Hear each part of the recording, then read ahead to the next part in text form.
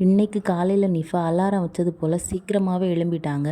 இவங்க எழும்புனதை பார்த்து தான் சூரியனே உதிக்கணும் போல் அவ்வளோ சீக்கிரமாகவே எழும்பிட்டாங்க.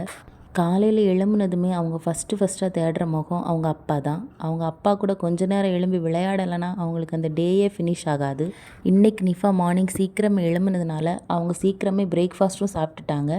நிஃபா அப்பாவுமே ஆஃபீஸ் கிளம்பிட்டாங்க. ஓகே, அவங்கள கீழே போய் ட்ராப் பண்ணிட்டு வரலான்னு சொல்லிட்டு நாங்கள் 2 பேரும் கூடவே கிளம்பிட்டோம். நான் இந்தியாவிலேருந்து துபாய்க்கு வரதுக்கு ஃபஸ்ட்டு டிசைட் பண்ணதும் ரொம்பவே பயந்தேன், எப்படி நம்ம தனியாக நிஃபாவை டேக் கேர் பண்ண போகிறோம் அப்படின்னு. ஆனால் இங்கே வந்ததுக்கப்புறமா என் ஹஸ்பண்ட் எனக்கு ரொம்பவே சப்போர்ட் பண்ணாங்க. நாங்கள் 2 பேருமே நிஃபாவை பார்த்துக்கிறத ஈக்குவலாகவே ஷேர் பண்ணிக்கிட்டோம். மார்னிங் நான் அவங்கள பார்த்துக்கிட்டேன் அப்படின்னா ஈவினிங் ஆஃபீஸ் முடிச்சு வந்ததுமே அவங்க தான் நிஃபாவை ஃபுல்லாகவே டேக் கேர் பண்ணிப்பாங்க.